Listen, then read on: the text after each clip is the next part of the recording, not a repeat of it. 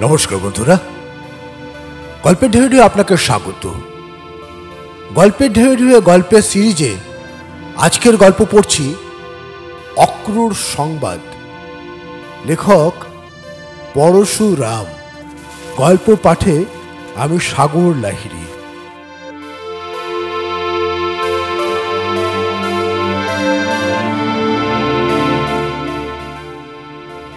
আজকের গল্প অক্রূর সংবাদ।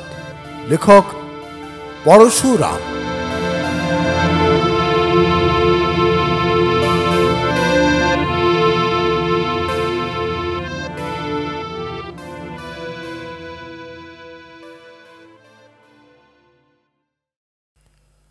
নমস্কার মশাই, আপনার পাশে একটু বসবার জায়গা হবে?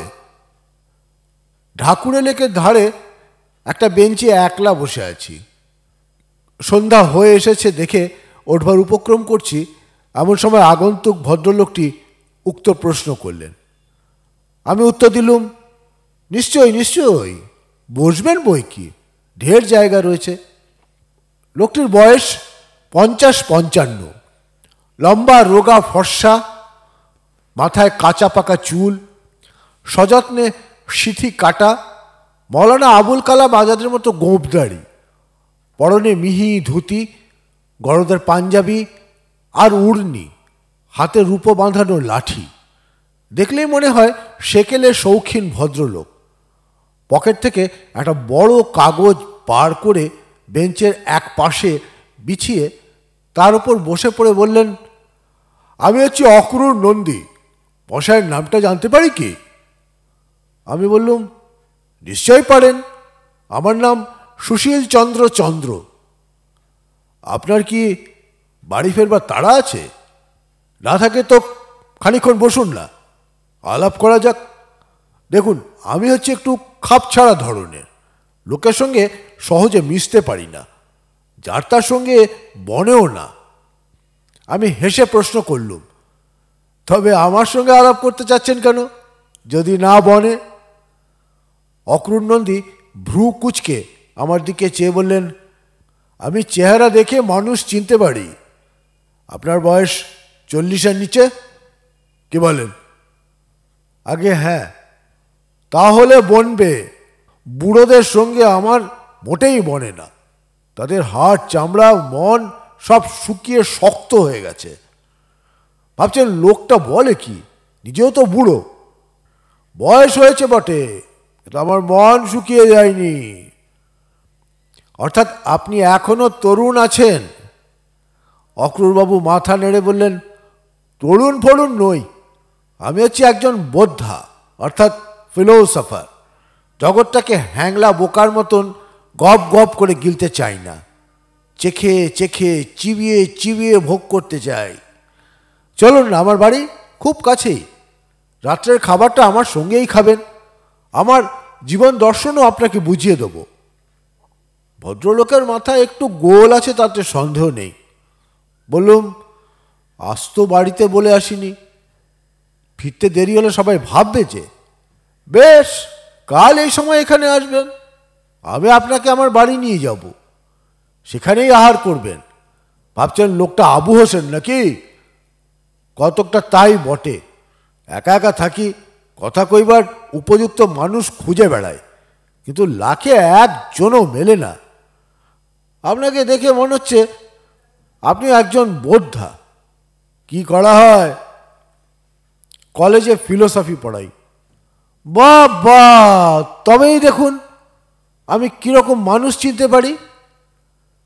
সবিনয়ে বললুম, যা ভাবছেন তা নই, আমার বিদ্যা বুদ্ধি অতি সামান্য। পুরুত যেমন করে যজমানদের মন্ত্র পড়ায়, আমিও তেমনই করে ছাত্রদের পড়াই। নিজেও কিছু বুঝি না, তারাও কিছু বোঝে না। ও কথা বলে আমাকে বোলাতে পারবেন না। আচ্ছা, এখন আলোচনা থাক। আপনি বোধহয় উঠবার জন্য ব্যস্ত হয়েছেন, আপনাকে আর আটকে রাখবো না। কাল ঠিক আসবেন তো? অক্রূর নন্দী বাতিগ্রস্ত বটে, কিন্তু শেক্সপিয়ার যেমন বলেছেন, এর পাগলামিতে শৃঙ্খলা আছে। লোকটিকে ভালো করে জানবার জন্য খুব কৌতূহল হলো। বললুম, আগে হ্যাঁ, ঠিক আসবো। পরদিন যথাকালে উপস্থিত হয়ে দেখলুম অক্রুরবাবু বেঞ্চে বসে আছেন। আমাকে দেখে উৎফুল্ল হয়ে বললেন, আসুন আসুন সুশীলবাবু, এখানে সময় নষ্ট করে কি হবে, আমার বাড়ি চলুন, খুব কাছেই, এই সাধারণ অ্যাভিনিউর পাশ থেকে বেরিয়েছে হর্ষবর্ধন রোড, তারই 10 নম্বর হচ্ছে আমার বাড়ি। যেতে যেতে আমি বললুম, যদি কিছু মনে না করেন তো জিজ্ঞাসা করি, মশাই কি করা হয়? অক্রুরবাবু প্রতিপ্রশ্ন করলেন, আপনি আত্মা মানেন? বড় কঠিন প্রশ্ন। আমার একটা আত্মা জন্মাবধি আছে বটে, বয়সের সঙ্গে সঙ্গে বদলেও যাচ্ছে, কিন্তু জন্মের আগেও সেই আত্মাটা ছিল কি না তা তো জানি না। ও, আপনি হচ্ছেন আত্মাবাদী অ্যাগনস্টিক। আপনার বিশ্বাস আপনার থাকুক, তাতে আমার কোনো আপত্তি নেই, কিন্তু আমি জন্মান্তরীণ আত্মা মানি। আমার গত জন্মের আত্মাটি খুব চালাক ছিল মশাই, বেছে বেছে বড় লোকের বাড়িতে জন্মগ্রহণ করেছে। আপনি ভাগ্যবান লোক, তা বলতে পারেন। বাবা এত টাকা রেখে গেছেন যে রোজগারের কোনো দরকারই নেই। অন্য চিন্তা থাকলে উচ্চ চিন্তা করতে পারতুম না। আমি বেকার অলস লোক নই, দিন রাত গবেষণা করি কিসে মানুষের বুদ্ধি বাড়বে, সমাজের সংস্কার হবে। কিন্তু মুশকিল কি জানেন, আমি অন্তত 200 বছর আগে জন্মেছি। এখনকার লোকে আমার থিওরি বুঝতেই পারে না। আমি যে বুঝবো সে ভরসা করছেন কেন? বুঝবেন, একটু চেষ্টা করলেই বুঝবেন। আপনার 2 কানের ওপরে একটু ঢিবি মতন আছে, ওই হলো বোদ্ধার লক্ষণ। আসুন, এই আমার আস্তানা অক্রুর ধাম। পৈতৃক বাড়িটি কাকারা পেয়েছেন, এ বাড়ি আমি করেছি। অক্রুর ধাম বিশেষ বড় নয়, কিন্তু গড়ন ভালো। বারান্দায় 4-5 জন দারোয়ান, চাকর ইত্যাদি একটা বেঞ্চে বসে গল্প করছিল। মনিবকে দেখে সসম্ভ্রমে উঠে দাঁড়ালো। অক্রুরবাবু হাতের ইশারায় তাদের বসতে বলে আমাকে তার বৈঠকখানা ঘরে নিয়ে গেলেন। ঘরটি মাঝারি, আসবাব অল্প, কিন্তু খুব পরিচ্ছন্ন। ঘরে ঢোকবার সময় দরজার পাশে দেওয়ালে আমার হাত থেকে গিয়েছিল, দেখলাম একটু আঁচড়ে গেছে। অক্রুরবাবু তা লক্ষ্য করে বললেন, খোঁচা খেয়েছেন বুঝিয়ে? ভয় নেই, ওষুধ দিচ্ছি। এই বলে তিনি আমার হাতে বেগুনি কালির মতন কি একটা লাগিয়ে দিলেন। আমি বললুম, আপনি ব্যস্ত হচ্ছেন কেন? ও কিছুই নয়, একটু ছড়ে গেছে, বোধহয় একটা পেরেক আছে। একটা নয় মশাই, সারি সারি পিন বসানো আছে, হাত দিলেই ফুটবে। কেন লাগাতে হয়েছে জানেন? ভারতবর্ষ হচ্ছে বাঁকা শ্যাম ত্রিভঙ্গ মুরারির দেশ। এখানকার লোকে খাড়া হয়ে দাঁড়াতে পারে না। চাকর, ধোবা, গোয়ালা, নাপিত যেই হোক, এমনকি অনেক শিক্ষিত লোকও দরজায় বা দেওয়ালে হাতের ভর দিয়ে ত্রিভঙ্গ হয়ে দাঁড়ায়। সে শ্রীকৃষ্ণের আমল থেকে চলে আসছে। অজন্তার ছবিতে আর পুরী, মাদুরা, রামেশ্বর প্রভৃতির মন্দিরে একটাও সোজা মূর্তি পাবেন না। বাড়ির চাকর আর আগন্তুক লোকদের গা হাত লেগে দেওয়াল আর দরজা ময়লা হয়, কিছুতেই বদভ্যাস ছাড়াতে পারি না। নিরুপায় হয়ে মেঝে থেকে 1 ফুট বাদ দিয়ে দেওয়াল আর দরজার 6 ফুট পর্যন্ত, মায় সিঁড়ির রেলিংয়েও সারি সারি গ্রামোফোন পিন লাগিয়েছি, প্রায় 2 লক্ষ পিন। এখন আর বাছাধনরা অজন্তা প্যাটার্নে ত্রিভঙ্গ হয়ে ঠেস দিয়ে দাঁড়াতে পারে না, দেওয়ালে পিঠ লাগিয়ে বসতেও পারে না। বাড়িতে চাকর টিকে থাকে কি করে? মাইনে 2.5 গুণ করে দিয়েছি। কেউ কেউ ভুলে ঠেস দিয়ে জখম হয়, তাই 1 বোতল জেন্টস অ্যান্ড ভায়োলেট লোশন রেখেছি, খুব ভালো অ্যান্টিসেপটিক, আর দাগও 3-4 দিন থাকে। তা দেখে লোকে সাবধান হয়। কিন্তু বাচ্চাদের সামলান কি করে? বাড়িতে ছেলেপিলে আছে তো? অট্টহাস্য করে অক্রুরবাবু বললেন, ছেলে হচ্ছি আমি, আর পিলে ওই চাকরগুলো। সে কি, আপনার সন্তানাদি নেই? দেখুন সুশীলবাবু, বিবাহ করব না অথচ সন্তানের জন্ম দেব, এমন আহাম্মক আমি নই। কেন, বিবাহ করেননি?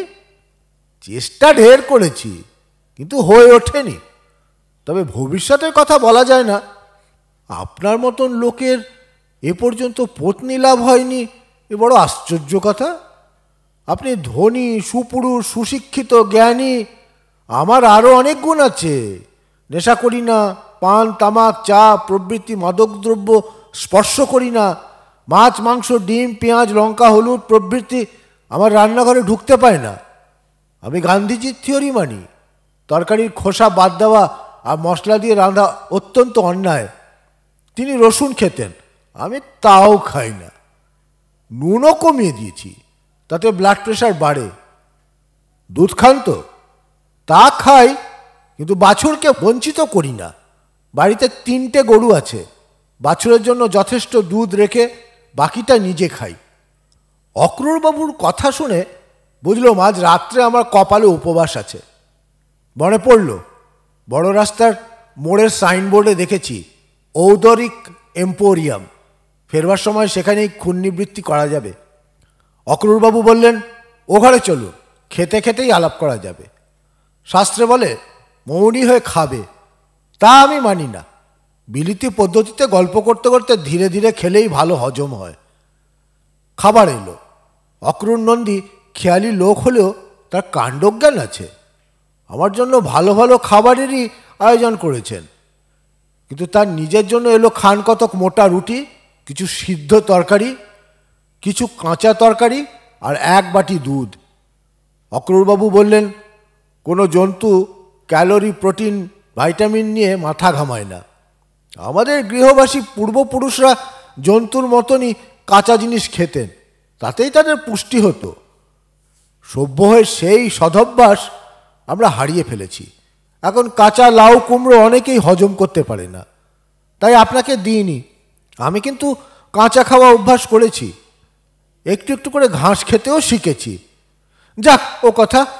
আপনার মুখের ভাব দেখে মনে হচ্ছে একটা প্রশ্ন আপনার কণ্ঠাগত হয়ে আছে। চক্ষু লজ্জা করবেন না, অসংকোচে বলে ফেলুন। আমি বললুম, কিছু যদি মনে না করেন তো জিজ্ঞাসা করি। আপনি বলেছেন যে বিবাহের জন্য ঢের চেষ্টা করেছেন, কিন্তু হয়ে ওঠেনি। কেন হয়ে ওঠেনি বলবেন কি? আরে সেই কথাই বলতেই তো আপনাকে ডেকে এনেছি। শুনুন, দাম্পত্য হচ্ছে 3 রকম। 1 নম্বর, যাতে স্বামীর বশে স্ত্রী চলে, যেমন গান্ধী, কস্তুরবা। 2 নম্বর, যাতে স্বামী হচ্ছে স্ত্রীর বশ, অর্থাৎ স্ত্রৈণ, ভেড়ো বা হেনপক, যেমন জাহাঙ্গীর, নূরজাহান। দুটোই হলো ডিক্টেটরি ব্যবস্থা, কিন্তু দুক্ষেত্রেই দম্পতি সুখী হয়। 3 নম্বর হচ্ছে যাতে স্বামী স্ত্রী কিছুমাত্র রফা না করে নিজের নিজের মতে চলে, অর্থাৎ দুজনেই একগুয়ে। এই হলো ব্যক্তি স্বাতন্ত্র্যমূলক আদর্শ দাম্পত্য সম্বন্ধ, কিন্তু এর পদ্ধতি বা টেকনিক লোকে এখনও আয়ত্ত করতে পারেনি। আপনি নিজে কীরকম দাম্পত্য পছন্দ করেন? 3 রকমেরই চেষ্টা করেছি, কিন্তু এ পর্যন্ত কোনোটাই অবলম্বন করতে পারিনি। তারই ইতিহাস আপনাকে বলবো। যখন বয়স কম ছিল তখন আর 5 জনের মতন 1 নম্বর দাম্পত্যই পছন্দ করতুম। যেমন বাঁদর, ষাঁড়, ছাগল, মোরগ প্রভৃতি জন্তু, তেমনি মানুষেরও পুং জাতি সাধারণত প্রবল, তারাই স্ত্রী জাতি শাসন করতে চায়। কিন্তু মুশকিল কি হলো জানেন? কাকেও পীড়ন করা আমার স্বভাব নয়, কিন্তু আমার সংসার যাত্রার আদর্শ এত বেশি র্যাশনাল যে কোনো স্ত্রীলোকই তা বরদাস্ত করতে পারেন না। পরীক্ষা করে দেখেছিলেন? দেখেছিলাম বইকে। আমার বয়স যখন 24, তখন আমার মেজ কাকি তার এক দূর সম্পর্কের বঞ্ঝির সঙ্গে আমার সম্বন্ধ করলেন। আমাদের সমাজে কোর্টশিপের চলন তখনও হয়নি, অভিভাবকরাই সম্বন্ধ স্থির করতেন। আমার বাপ মা তখন গত হয়েছেন, কাকাদের সঙ্গেই থাকতুম। আমি মেজ কাকিকে বললুম, বিয়েতে মত দেবার আগে তোমার বঞ্জিকে আমার মনের কথা জানাতে চাই। কাকি বললেন, বেশ তো, যত খুশি জানিও, আমি না হয় আড়ালে থাকব। তারপর একদিন মেয়েটিকে আনা হলো। আমি তাকে একটা লেকচার দিলুম।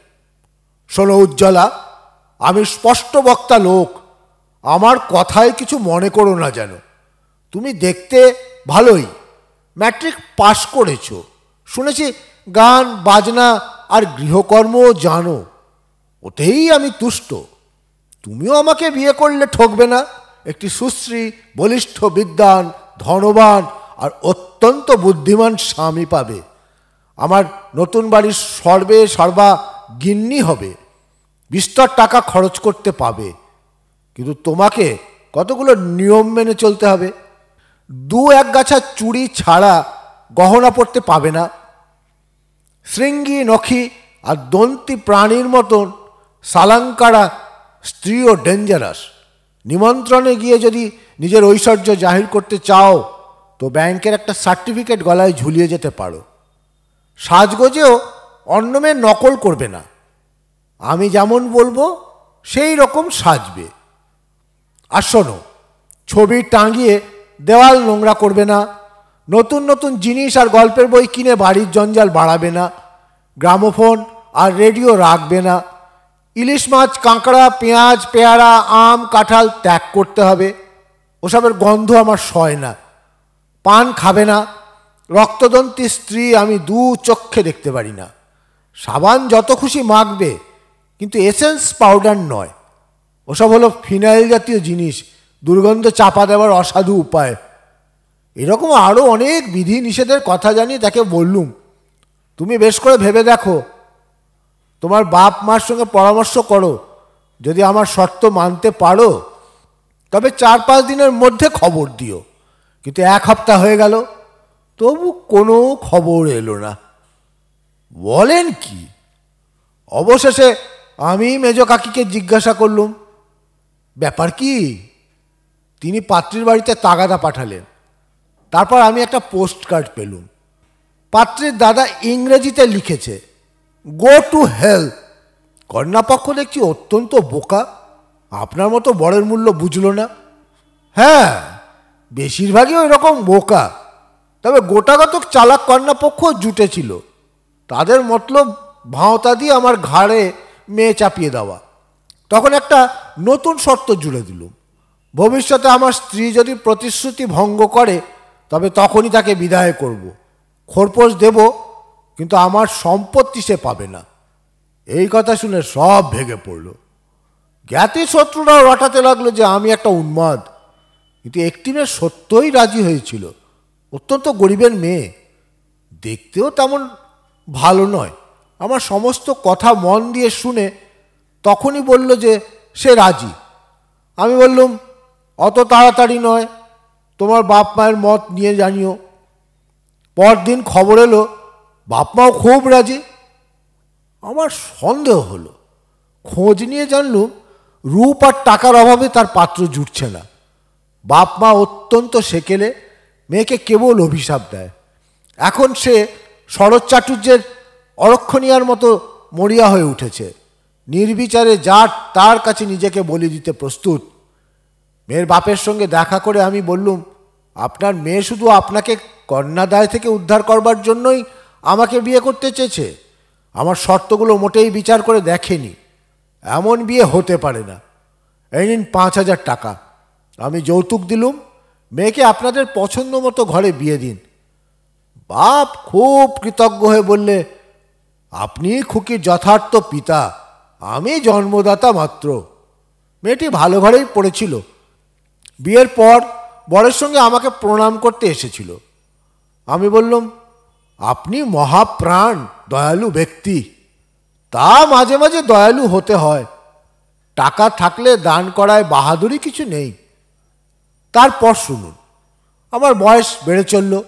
35 পার হয়ে বুঝলুম আমার আদর্শের সঙ্গে নিজেকে খাপ খাওয়াতে পারে এমন কৃচ্ছ সাধিকা নারী কেউ নেই।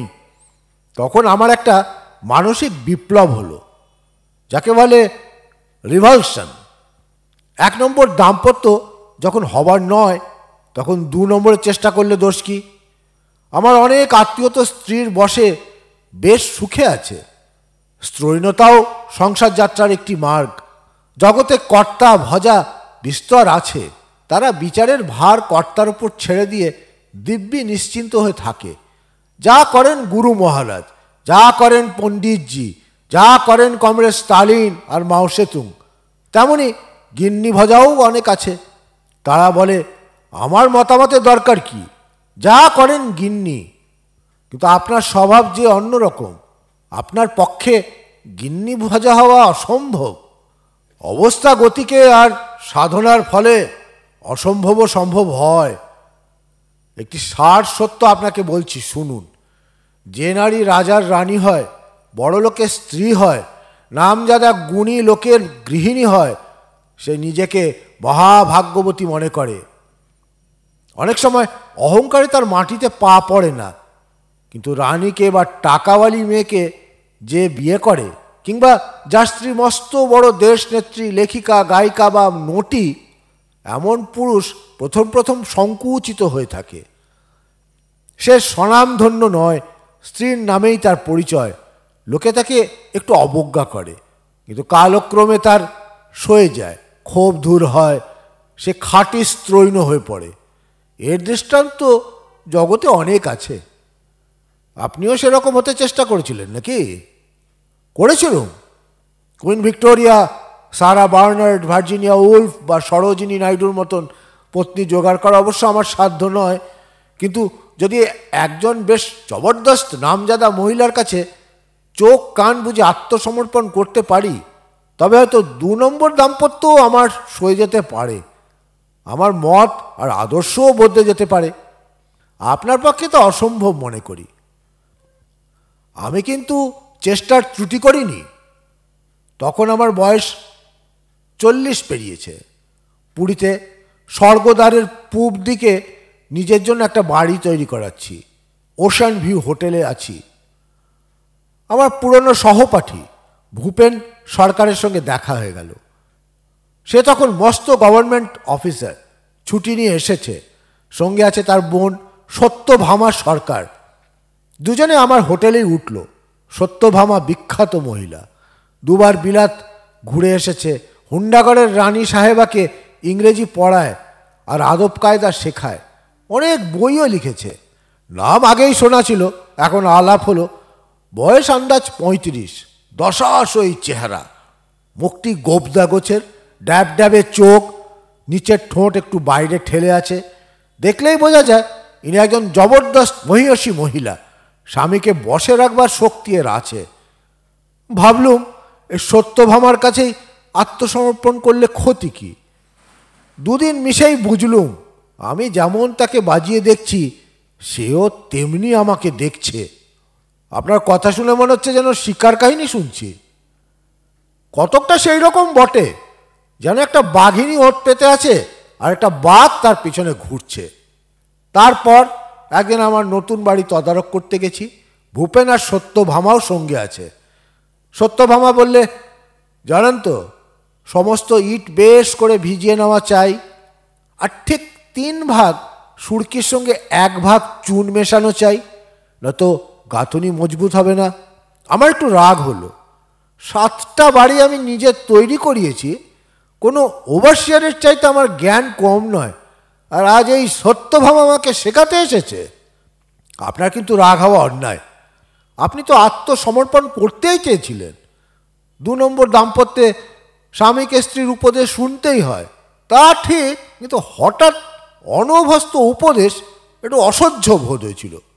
তখনকার মতন সামলে নিল, কিন্তু পরে আবার গোল বাঁধল। রাত্রে হোটেলে এক টেবিলে খেতে বসেছি। সত্যভামা বললে, দেখুন মিস্টার নন্দী, আপনার খাওয়া মোটেই সায়েন্টিফিক নয়। মাছ, মাংস, ডিম, টমেটো, ক্যারট, লেটিস এসব খাওয়া দরকার। যা খাচ্ছেন তাতে ভাইটামিন কিচ্ছু নেই। এবারে আর চুপ করে থাকতে পারলুম না। ক্যালোরি, প্রোটিন, অ্যামিনো অ্যাসিড আর ভাইটামিনের হার হদ্দ আমার জানা আছে। তার বৈজ্ঞানিক তথ্য আমি গুলে খেয়েছি। আর এই মাস্টারনি আমাকে লেকচার দিচ্ছে। রাগের বশে একটা অসত্য কথা বলে ফেললুম। দেখুন মিস সত্যভামা, ভাইটামিন আমার সয় না। সত্যভামা বললেন, সয় না কীরকম? উত্তর দিলুম, না, একদম সয় না, ডাক্তার বারণ করেছে। সত্যভামা ঘাবড়ে গিয়ে চুপ মেরে গেল। আপনার ধৈর্য দেখছি বড়ই কম। সেই তো হয়েছে বিপদ। উপদেশ আমার বরদাস্ত হয় না। তার 4 দিন পরে যা হলো একেবারে চূড়ান্ত। বিকেলে সমুদ্রের ধারে বসে সূর্যাস্ত দেখছি। শুধু আমি আর সত্যভামা। ভূপেন বোধহয় ইচ্ছে করেই আসেনি। সত্যভামা হঠাৎ বললে, ওই অক্রূর, তুমি গোপ দাড়ি কালই কামিয়ে ফেলো, ওতে তোমাকে মানায় না, জঙ্গলি জঙ্গলি মনে হয়। কি আস্পর্ধা দেখুন! যার ছাগল দাড়ি বা ইঁদুরে খাওয়ার মতন বিশ্রী দাড়ি তার অবশ্য না রাখাই উচিত, কিন্তু আমার মতন যার সুন্দর নিরেট দাড়ি সে কামাবে কোন দুঃখে? সত্যভামার কথায় আমার মেজাজ গরম হয়ে উঠল। কোটি কোটি বৎসর ধরে পুরুষত্বের যে বীজ প্রাণী পরম্পরায় সঞ্চারিত হয়ে এসেছে, যার প্রভাবে সিংহের কেশর, ষাঁড়ের ঝুঁটি, ময়ূরের পেখম আর মানুষের দাঁড়িগোপ উদ্ভূত হয়েছে, সেই দুর্দান্ত পুং হনুমান আমার মাংসে মজ্জায় কুপিত হয়ে উঠল। আমি ধমক দিয়ে বললুম, চপ্র, ও কথা মুখে আনবে না। কামাতে চাও তো নিজের মাথা মুড়িয়ে ফেলো। সত্যভামা একবার আমার দিকে কটমট করে তাকালো, তারপর উঠে চলে গেল। রাত্রে খাবার সময় ভাই বোন কাকেও দেখলুম না। পরদিন সকালের ট্রেনে আমি কলকাতা রওনা হলুম। তারপর আর কোথাও 2 নম্বর দাম্পত্যের চেষ্টা করেছিলেন? রাম বলো আবার? বুঝতে পারলুম 1 নম্বর 2 নম্বর কোনোটাই আমার ধাতে সইবে না। তারপর হঠাৎ একদিন আবিষ্কার করলুম দাম্পত্যের 3 নম্বরও আছে, যাতে স্বামী স্ত্রী নিজের নিজের মতো চলে অথচ সংঘর্ষ হয় না। আবিষ্কারটা ঠিক আমি করিনি, রবীন্দ্রনাথই করেছিলেন। বলেন কি? হ্যাঁ, রবীন্দ্রনাথই করে গেছেন, কিন্তু লোকে তার গুরুত্ব বুঝতে পারেনি। তার লেখা থেকে আমি পুনরাবিষ্কার করেছি। তিনি কি লিখেছেন শুনতে চান? অক্রূর বাবু পাশের ঘর থেকে শেষের কবিতা এনে পড়তে লাগলেন।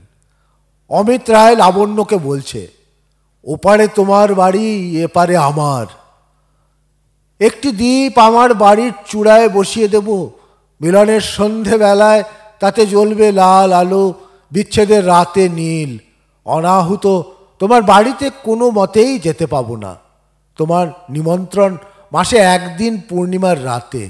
পুজোর সময় অন্তত 2 মাসের জন্যে দুজনে বেড়াতে বেরোবো, কিন্তু দুজনে 2 জায়গায়। তুমি যদি যাও পর্বতে, আমি যাব সমুদ্রে। এই তো আমার দাম্পত্যের দৈরাজ্যের নিয়মাবলী তোমার কাছে দাখিল করা গেল। তোমার কি মত? লাবণ্য উত্তর দিচ্ছে, মেনে নিতে রাজি আছি। আমি জানি আমার মধ্যে এমন কিছুই নেই যা তোমার দৃষ্টিকে বিনা লজ্জায় সইতে পারবে। সেই জন্যে দাম্পত্যে 2 পারে 2 মহল করে দেওয়া আমার পক্ষে নিরাপদ।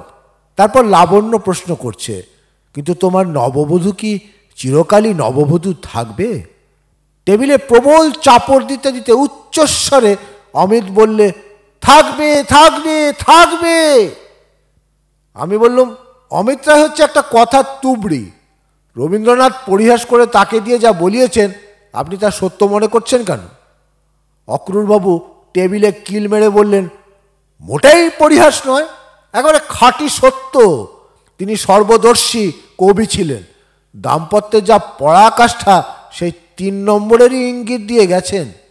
তার ভাবার্থ হচ্ছে স্বামী স্ত্রী আলাদা বাড়িতে বাস করবে, কালে ভদ্রে দেখা করবে, তবেই তাদের প্রীতি স্থায়ী হবে। নববধূ চিরদিন নববধূ থাকবে। আপনি এরকম দাম্পত্যের চেষ্টা করেছিলেন? একবার মাত্র চেষ্টা করেছিল, তা বিফল হয়েছে। কিন্তু বিফলতার কারণ এ নয় যে রবীন্দ্রনাথের থিওরি ভুল, আমার নির্বাচনেই গলদ ছিল। যাই হোক, আর চেষ্টা করবার প্রবৃত্তি নেই। ঘটনাটা বলবেন কি? শুনুন। আমার বয়স তখন 50-এর কাছাকাছি। রবীন্দ্রনাথের ফর্মুলাটি হঠাৎ একদিন আবিষ্কার করে মনে হলো, বাহ, এই তো দাম্পত্যের শ্রেষ্ঠ মার্গ। চেষ্টা করে দেখা যাক না। আমার গোটাকতক বাড়ি আছে, ছোট বড় ফ্ল্যাটে ভাগ করা, সেগুলো ভাড়া দিয়ে থাকি।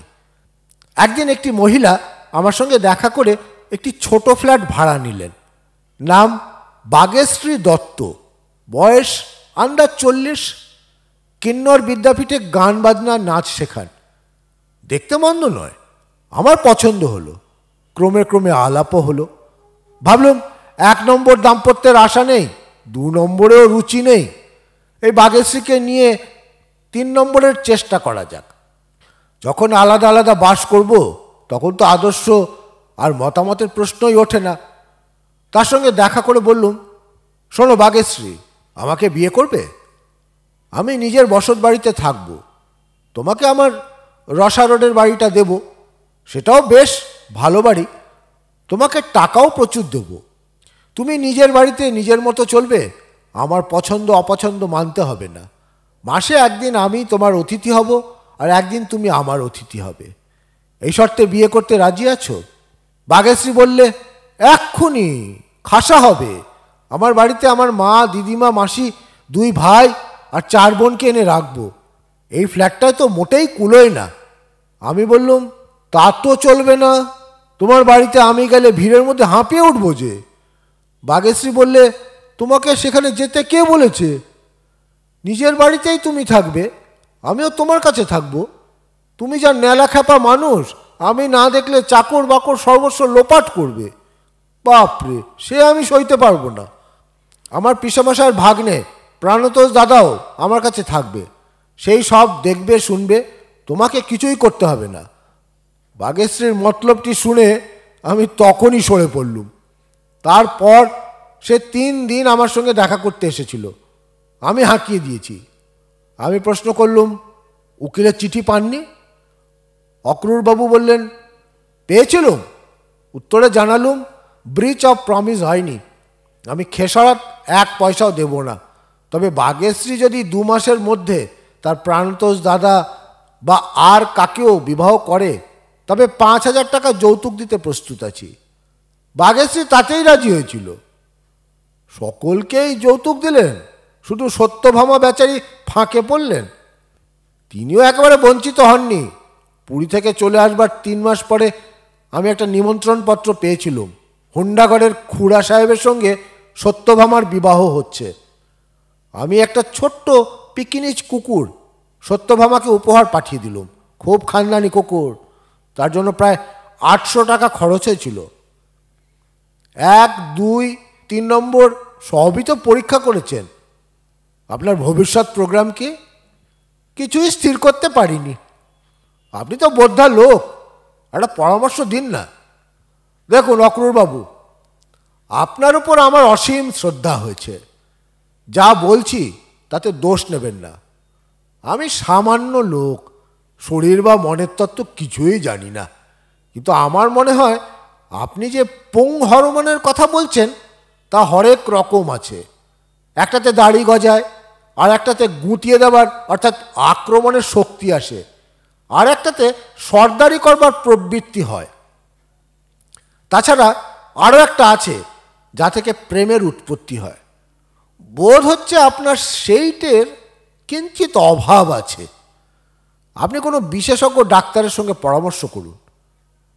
খানিকক্ষণ চুপ করে থেকে অক্রুরবাবু বললেন, তাই করা যাবে।